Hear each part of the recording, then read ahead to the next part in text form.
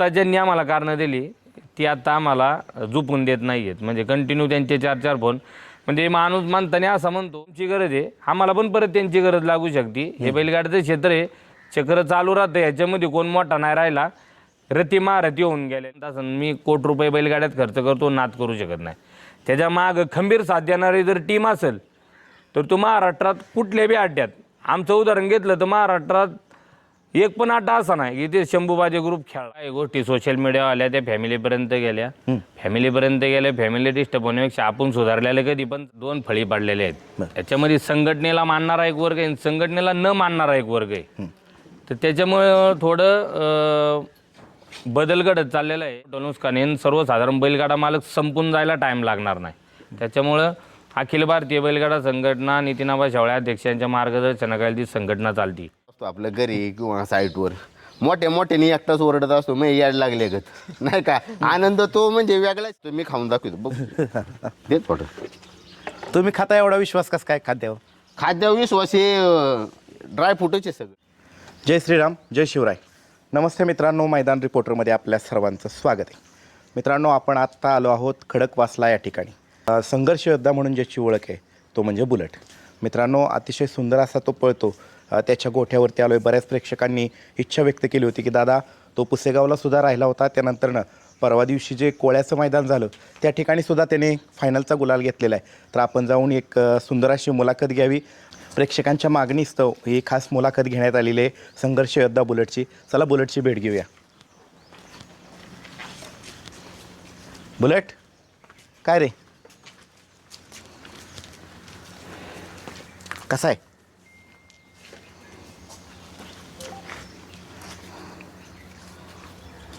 इकडं बुलेट आहे आणि मित्रांनो तुम्ही इकडे पाहू शकता मल्हार आहे. मल्हार सुद्धा आता सुंदर पळतो.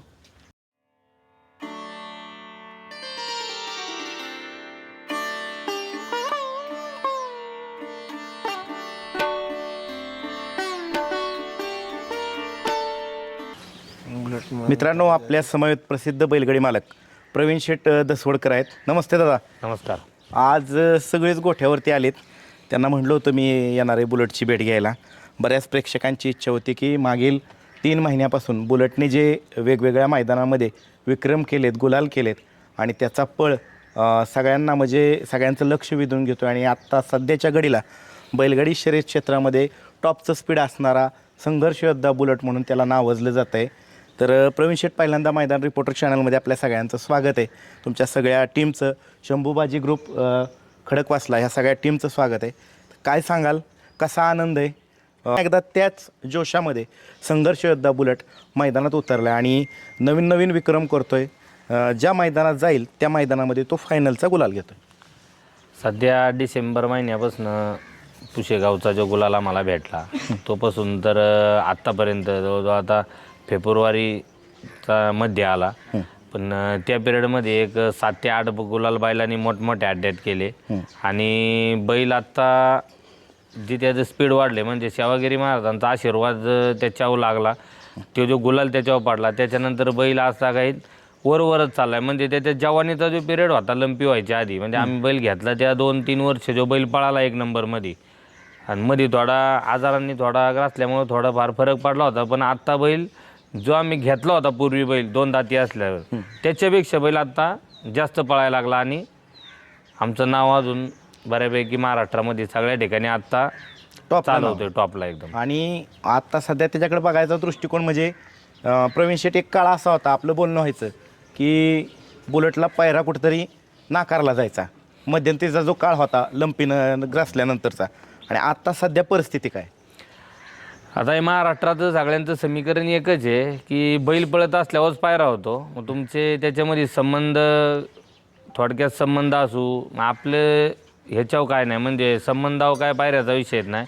बऱ्यापैकी आपला बैल पळत असताना आपल्याला बऱ्यापैकी पायऱ्या होत्या. आता इथून मागची परिस्थिती अशी होती की आम्ही बऱ्यापैकी सगळ्यांना फोन करायचो. कारणं बऱ्याच जणांनी दिली, आता काय सांगण्यात काय मजा नाही. पण आत्ता ज्यांनी आम्हाला कारणं दिली ती आता आम्हाला झोपून देत नाही आहेत. म्हणजे कंटिन्यू त्यांचे 4-4 फोन.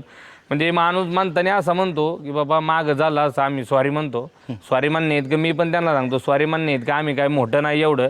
आणि आमचा बैल काय पेट्रोल टाकून पळत नाही आहे की तो कायमचा पळत राहील. आम्हाला पण तुमची गरज लागणार आहे. पण तुम्ही आम्हाला माझं का स्पष्ट बोलणं आहे. मला जर एखाद्याला मी बैल मागितला, त्याचा मला फोन आला, मी त्याला स्पष्टपणे सांगतो की बाबा तू आम्हाला बैल नाही दिलेला, मी तुला देणार पण थोडा लेट देणार. तुम्ही दिला नाही म्हणजे आम्ही देणार नाही असं काय नाही. आम्हाला त्यांची गरज होती, आता त्यांना आमची गरज आहे, आम्हाला पण परत त्यांची गरज लागू शकते. हे बैलगाडीचं क्षेत्र आहे, चक्र चालू राहतं. ह्याच्यामध्ये कोण मोठा नाही राहिला. रती महारथी होऊन गेलेले आहेत, ज्यांच्या 500 फायनल आहे त्यांनी कितीतरी बैल होऊन गेली. आपले जे पी पाटलांचा नांद्या झालं, लक्ष्या झालं, शेवळ्या आबांचा राजा झालं, आवरवाडीचा बावल्या झालं. मी बघितलेल्यापैकी बैल सगळी, म्हणजे मी ज्यावेळेस खेळात बघतो रती महारथी होऊन गेले. हे चक्र हे फिरत राहणार आहे, आज माझ्याकडे उद्या दुसऱ्याकडे असणार आहे. त्यामुळं बैल पळत असताना शिस्तीत राहायचं, मस्तीत राहिला तो बांधावा बसायला त्याला टाईम लागणार नाही. बरोबर आहे. ज्यावेळेस बुलेटने हिंद केसरी पुसेगावचा गुलाल घेतला त्यावेळेस तुमच्या टीमचा आनंद कसा होता? पुशेगावचा आम्ही गुलाल घेतला. आम्हाला अनपेक्षित म्हणजे ज्यावेळेस आमची चिठ्ठी 1000 माझ्या अंदाजे 1200 चिठ्ठ्या होत्या. 1200 चिठ्ठींमध्ये सगळ्यात पहिली चिठ्ठी निघली आमची. 1 नंबर तासाव 1 नंबर गटात. ती चिठ्ठी निघली महाराजांच्या हस्ते. सेवागिरी महाराजांच्या इथं जे सेवा करते त्यांचे वंशज किंवा तिथले ते सगळे तिथलं महाराज मठाधिपती त्यांच्या हस्ते आपली चिठ्ठी निघली. पोरांचं असं मत आलं की बाबा 1 नंबर तासाव चिठ्ठी निघली, आपण मैदानात जायचं का नाही जायचं इथून सुरुवात झाली. पण असंच बसली होती सगळी टेन्शनमध्ये. मी आलो संध्याकाळचा, पोरं म्हणले असं 1 नंबर तासाव. आम्ही पण ऐकलं होतं. त्याच्यानंतर माझं असं मत आलं की आपली चिठ्ठी महाराजांच्या हस्ते निघलेली, ऑलरेडी तिला गुलाल लागलेला आहे. ती चिठ्ठीत महाराजांनी काढल्यामुळं गट आपला कडेनी काढला, सेमीसुद्धा आपण कडेनी काढला आणि फायनलला सुद्धा आपण कडेनी पडलो. महाराजांच्या आशीर्वादाने आम्हाला हिंदकेसरीचा गुलाल भेटला. त्याच्यानंतर बैल आजता काही थांबला नाही. आजता काही तो रोज एक नवीन प्रकारची वेगवेगळे म्हणजे जी आता टॉप 10मध्ये आहेत. आता सांगायचं झालं तर सगळी टॉप 10मध्ये जी आत्ता 1 नंबरची बैल आहे त्या सगळ्या गाड्यांना टफ फाईट देणारा 10 वर्षाचा बैल, म्हणजे आज तर त्याचं 10वं वर्ष आहे पळायचं. तरी पण बैल एवढ्या वयामध्ये आज सगळ्यात चांगल्या बैलांमध्ये बैल टॉपमध्ये पळतोय. प्रवीण शेठ, तुम्ही बोलताय बुलेट तिथनं ईदभर सुद्धा हल्लेलं नाही, तुमच्याकडेच लक्ष येतं. बैलाचं आमच्या वाचणारं प्रेम आणि आमचं बैला वाचणारं प्रेम, आमचा एक पण दिवस त्याला बघितल्याशिवाय जात नाही. म्हणजे आम्ही एवढी जी आमची टीम आहेत, आता तुम्ही अचानक आले, पोरं कामाला वगैरे गेली, नाहीतर तुम्ही मागच्या वेळेस चालते 70-80 पोरं होती.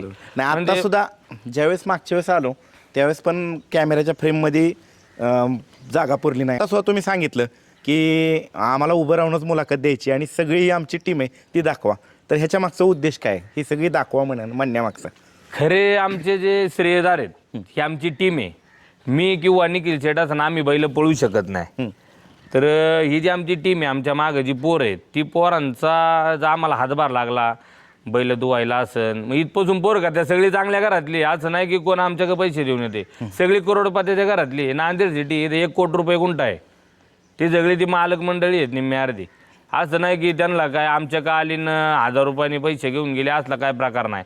हे सगळं आमच्यावर असणारं प्रेम आहे त्यांचं आणि बैलावर असणारं प्रेम आहे की ती येत्यात बैल त्या टेम्पो घेऊन मैदानात जाणार. मी स्वतः असतो टेम्पो घेऊन, पण ती मैदानात येणार, धरणार, सोडणार, पाणी करणार.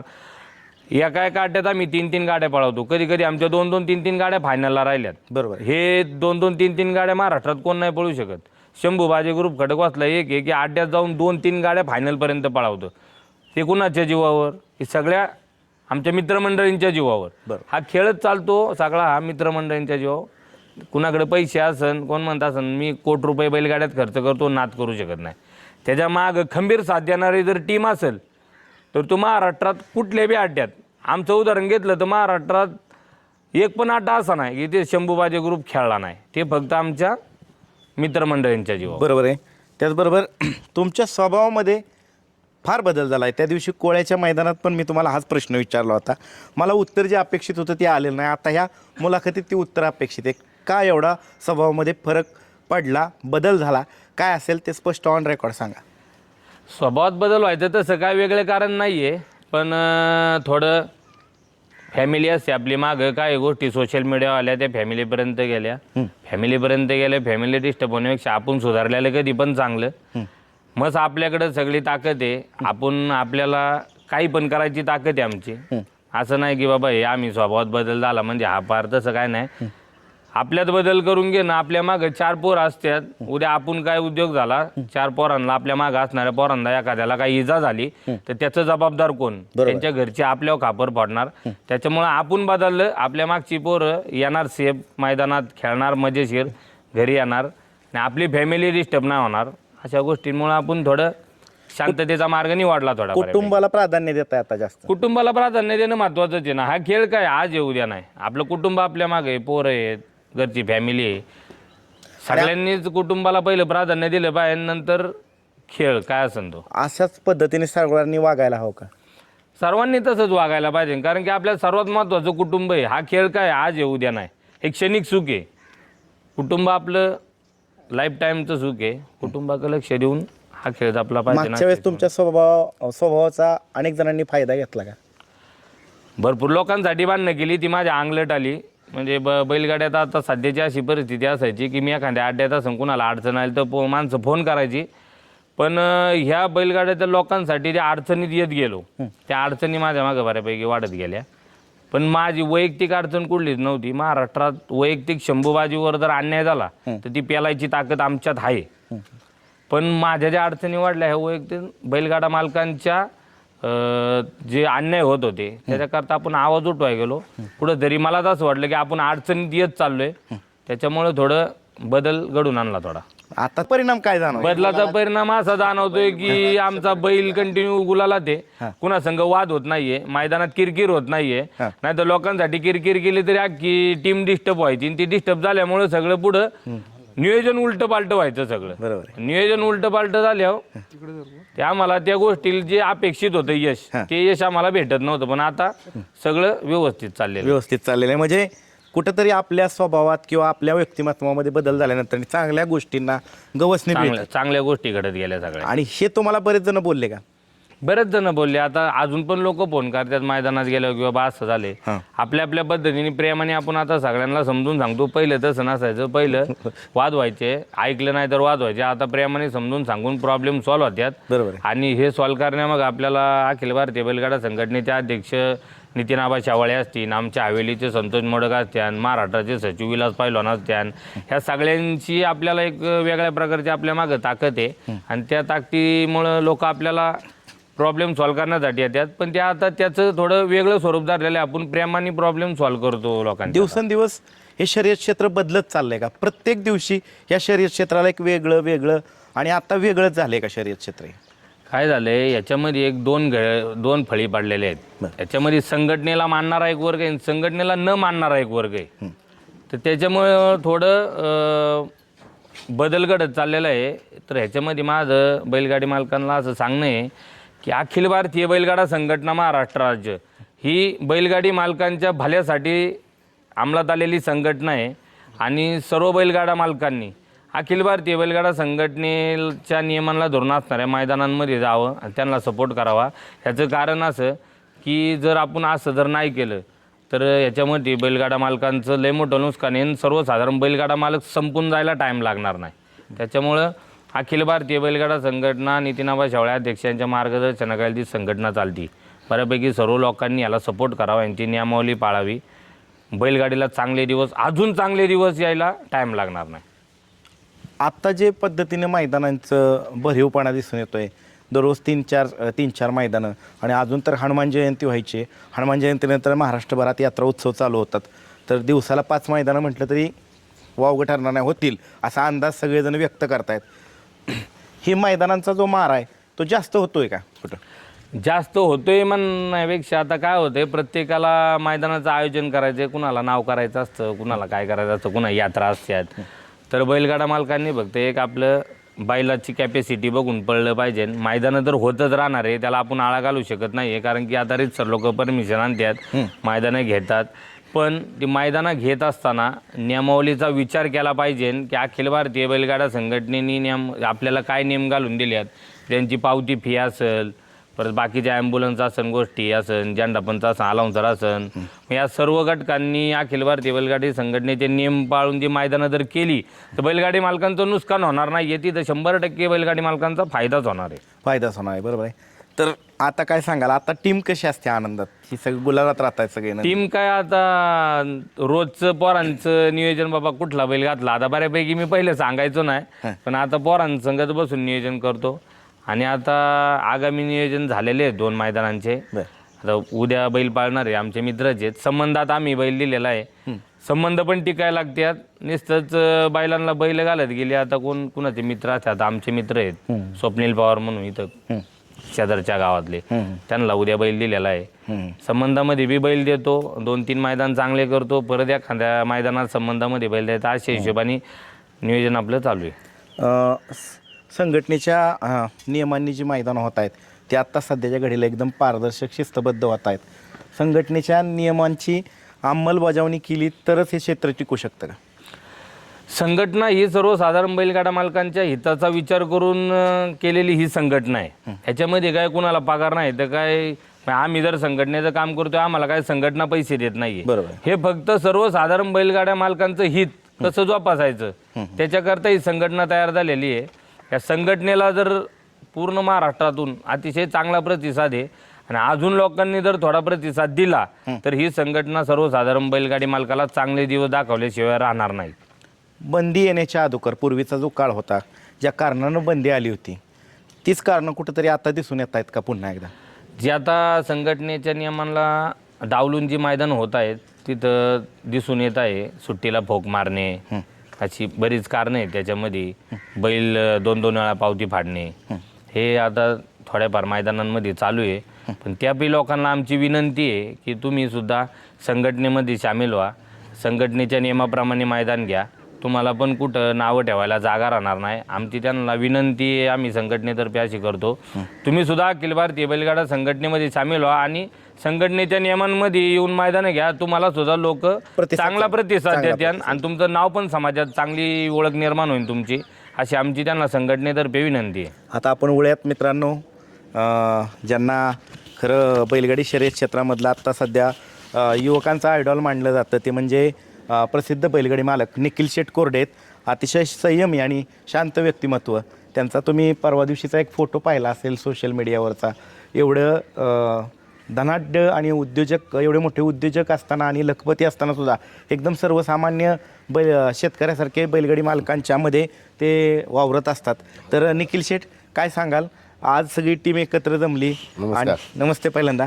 आणि बुलेट सध्या बैलगाडी शर्यत क्षेत्रामध्ये त्याची खूप चर्चा आहे, जबरदस्त असा पळतोय.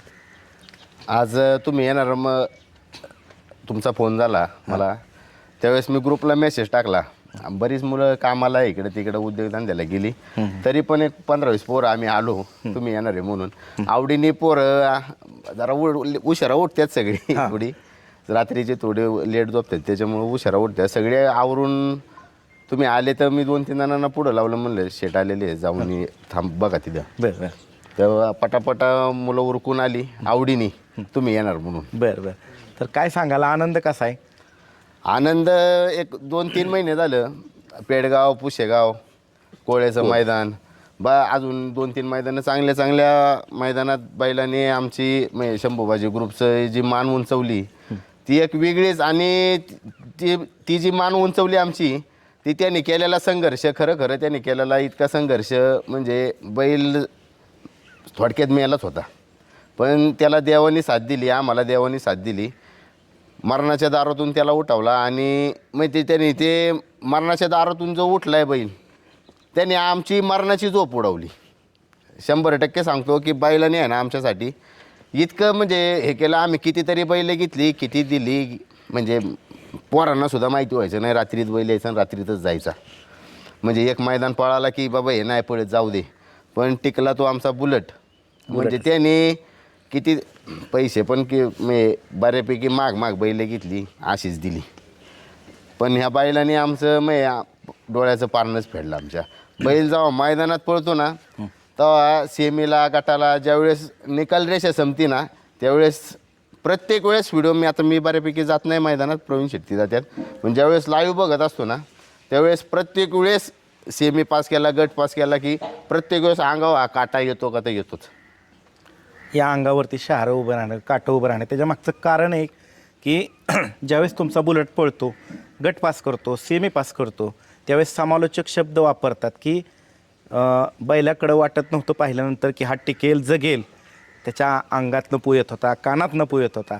अशा खडतर त्या परिस्थितीतनं, लंपीग्रस्त परिस्थितीतनं तुम्ही त्याला बरं केलं आणि तो आज तुमचं नाव करतोय. त्याचे शब्द सुनील मोरे सरकारांचे शब्द असतील, विकास सर जगदाळ यांचे शब्द असतील, प्रसिद्ध समालोचक प्रवीण घाटे असतील, परत मयूर तळेकर असतील, त्यांचे शब्द ज्यावेळेस लाईव्हच्या माध्यमातून प्रेक्षकांना ऐकायला मिळतात, त्या 2 वाक्यांमध्येच त्याचा सगळा संघर्षाचा प्रवास जाणून येतो. त्यावेळेस काय वाटतं?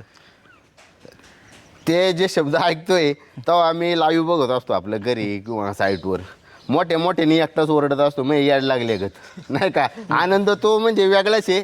ज्यावेळेस गाडी सेमी पास होती, गट पास होती, शेजारशी सुद्धा आता कामधंद्याला कुठं गेलो, शेजारी सुद्धा याला काही याड लागले का बघा रे, म्हणजे इतका तो आनंद होतो सेमी गट समालोचकांचं ते ऐकतानी बघतानी. म्हणजे खरं खरं आहे ना, म्हणजे त्याची जी सेवा केली त्यावेळेस ती बाहेर निघते आणि त्यावेळेस देव 100% त्याला ते म्हणजे आम्हाला त्याला ते बाहेर काढतो. म्हणजे हा आनंद पुढं चांगलं काय झालं तरी मिळणार नाही. हा आनंद तवाच मिळतो जेव्हा निकाल रेषेवर बैल दिसतो तेव्हा. आज सुद्धा फ्रेममध्ये जागा कमी पडते. एकीकडं बुलट आहे, इकडं मल्हार आहे आणि इकडे ह्यांची टीम आहे. जवळपास 10% फक्त पोरं आल्यात. 10% आल्यात म्हणायचं. अचानक माझं येणं झालं या ठिकाणी, त्यावेळेस वेळेत ते म्हणले या आलायत, आता 1-2 मिनटाची गोव्यानं बाईट घेऊन जा. पण बाईट पण बरीच मोठी झाली. तर सगळ्या महाराष्ट्राला एक प्रश्न पडला, लंपीतनं तो सावरला, त्याच्यानंतरनं तो पुसेगावच्या मैदानामध्ये गुलालात राहिला. ह्या सगळ्या पळामागचं खरं रहस्य काय, ओरिजिनल काय रहस्य आहे की ह्याचा पळ कसं काय वाढला? खरं रहस्य बघायला गेलं तर बैलाची पोरांनी सेवा तर केलीच सगळ्या, आणि त्याच्या मागं आता आम्ही सगळीच पाहिलो नाही. आता बऱ्यापैकी आम्ही आत्ता जरी आम्हाला 2-2, 3-3 मुलं असली सगळ्यांना, काहींची लग्न नाही झालेली, काहींची झालेली, पण पाहिलो की आम्ही केलेली. त्याच्यामध्ये योग्य बैलाला असलेला खुराक, म्हणजे मला तरी जाणवतंय की बैलाला योग्य असलेला खुराक वेळेव, आणि तो पण वेळेव. ह्याच्या मागचं म्हणजे बैल पाळण्याच्या मागचं रहस्य एकच आहे की ह्याच्या मागं असलेला खुराक. तुम्हाला खुराक दाखवितो बैलाचा. काही लोक बाता आणतात, हे चारलं ते चारलं, अमकं चारलं तमकं चारलं, पण आता मी सांगायचं नव्हतं पण सांगतोच. म्हणजे आपण कसं म्हणतो बारीक पोराला खायला घातलेलं काढावं नाही, पण काढतो. एक बॅग आणली ती ह्या खिल्लार रतीब आहे आमचा. हां, आणखी पुढं तर आता हा रतीब आहे बघा, हा खिल्लार ड्रायफ्रूट आहे. अजून दुसरं खिल्लारचं पोत आहे. हे आमचे तिथले डोंज्यातले ते मित्र, त्यांनी दिलेलं आहे. हे बघा किती दिवसापासून चालू केलं आहे? आता हा ह्याच्यात प्रकारचे एवढे इथं लिहिलेले आहे सगळे बादलीव, आणि हा 6 महिने झाला आम्ही रतीब चालू केलेला आहे. इतका रिझल्ट या बैलाचा. का इथं चित्र दाखवले, काजू बदाम पावडर आहे, खारी खोबरं आहे, मनुका आहे, गुळ पावडर आहे, शतावरी पावडर आहे, ज्येष्ठ मध पावडर आहे, आवळा आहे. म्हणजे बैल रवण बिवण करणं बैलाला, आणि ते खाद्य आहे दुसरं. सगळे प्रकारचे उडीद धान्य बऱ्या मे गहू ज्वारी बाजरी सगळं त्याच्यात मिक्स आहे. ते रतीबाने ह्यांनी 6 महिने आम्हाला इतका फरक जाणवला की बैलाला काही टाकलं तरी, ते काँग्रेस टाकलं तरी बैल खातो. माजोरा बैल नाही. बरोबर नाही तर किती बैल आणली रतीब सुद्धा खात नाही, काय नाही. त्याला दूध जरी ठेवलं ना, गाईचं पेत नाही, त्याला पंढरपुरीचंच दूध लागते. बरं, म्हणजे इतका चोखंदळ आहे? नाही तेवढा चोखंदर पण आहे, आणि तेवढा म्हणजे सांगता येईना मला तुम्हाला. ते काँग्रेस खायला घातलं, कडुलिंबाचा पाला खायला घातलं तरी खाते. बरं, आणि दुधात तुम्ही पाणी टाका, म्हशीच्या तरी दुधात पाणी टाकलं ना तरी ते पेत नाही. म्हणजे चोखणार पण तेवढंच आहे, खायला पण नाही बरं तेवढंच आहे. बैल एवढा रतीब खातो हा, आणि ह्या रतीबामुळं बैलाला इतका फरक पडलाय की बैल आहे ना, म्हणजे सगळी पोरं म्हणत होती गरीब त्याला कुत्रं चालवितंय, म्हणजे दुरी तोंडात घेऊन कुत्रं. रॉकी तुमचा जुना रॉकी ते श्वान आमचं ते त्याला चालवितंय. पण आता मी बैल गेलो की मला इतका मारितोय, एक 15-20 दिवस झालं. मग ते खाद्याचा फरक इतका स्ट्रॉंग आहे की त्याने म्हणजे त्याच्यात रक्तातच बदल केला बहुतेक खाद्याने. म्हणजे इतका फरक पडला त्या खाद्यानं. तर खिल्लार माणूस सुद्धा खातो, मी खाऊन दाखवतो तेच फोटो. तुम्ही खाता एवढा विश्वास कस काय खाद्यावर? खाद्यावर विश्वास हे ड्रायफ्रूटच आहे सगळं. खाऊन दाखवतो. काय काय म्हणजे सांगितले तुम्ही काजू बदाम आहे. काजू खारी खोबरं काजू बदामची बघा मित्रांनो नामांकित पैलवान आहेत निखिल शेठ सुद्धा आणि तुम्हाला ते जाणवून येते का म्हणजे बॅग उघडल्यानंतर जाणवलं म्हणजे आता त्याला टाकताना आम्ही खा यांना म्हणलं तुम्ही पण खा म्हणजे जरा बाई लागत वास बीस पण चांगला आहे खरंच चांगलं आहे. खरंच चांगलं आहे. आता जाता आता एकच शेवटचा प्रश्न विचारतो. जगद्गुरू श्री संत तुकाराम महाराजांचा पालखीचाच सारथ्य करण्याचा मान तुम्हाला असतो. दगडूशेठ हलवाई गणपतीचं पण सुद्धा सारथ्य तुमच्या नंदींनी केलेलं आहे. ह्या सगळ्या या यशामागचं काय कारण आहे? ह्या यशामागचं कारण आहे की जगद्गुरू संत तुकाराम महाराजांची केलेली सेवा, माऊलींची केलेली सेवा, दगडूशेठ गणपतीची केलेली सेवा, शिर्डी साईबाबांची केलेली सेवा, स्वामी समर्थ महाराजांची केलेली सेवा, शंकर महाराज मठ, काटेबारस, बऱ्याच पालख्यांना आमच्या सर्व मुलांनी आणि मोकळ्या मनाने म्हणजे कुठली टिंगल टावळी नाही काय नाही पोरं तशी टिंगल टावळी लय करतात. हां पण ती जी सेवा केली स्वच्छ भावनेने. स्वच्छ भावनेने मोकळ्या मनाने ती जी सेवा केलेली आहे रात्री अहोरात्र कष्ट हे काय सोपं नाही आहे. 9 आयसर गाड्या आम्ही 40 दिवस आमची पोरं एक सुद्धा परत आला नाही. 200-250 पोरं होती, एक दिवस सुद्धा परत आलेला मुलगा नाही आहे. म्हणजे कामासाठी माझं हे झालं ते झालं आणि त्याच्यात अडचणी आल्याच नाही. देवच मागं होता त्याच्यामुळे अडचणी आल्या नाही, पोरं पण आली नाही. एवढी सेवा केलेली आहे. तोच आशीर्वाद आज आमच्या सर्व मुलांना कुणी सांगावं आमच्या एका सुद्धा मुलांनी की माझं वाईट चाललंय, माझं वाईट झालंय. एवढ्या 2-4 वर्षात सगळ्या मुलांची देवाच्या कृपेने, सर्व देवांच्या कृपेने भरभराट झालेली आहे. आमची सुद्धा झाली, घरच्यांची झाली, मित्रमंडळींची झाली, बैलांची झाली. सगळा हा आमचा ग्रुपवर असलेला फक्त एकमेव एवढं यश मिळते तो आमचा देवाने दिलेला आम्हाला आशीर्वाद आहे. चालतंय. निखिल शेठ आणि तुमच्या सगळ्या टीमचं खूप खूप अभिनंदन. असाच तुमचा संघर्ष योद्धा बुलट कायम गुलाबात राहू. त्याच्या जोडीला मल्हार तो सुद्धा आता सुंदर पळतोय, तो सुद्धा बऱ्याच मैदानांमध्ये फायनलचा मानकरी ठरलेला आहे. तर खूप वेळ दिल्याबद्दल खूप खूप धन्यवाद. बरीच मुलाखत लांबली. धन्यवाद. धन्यवाद.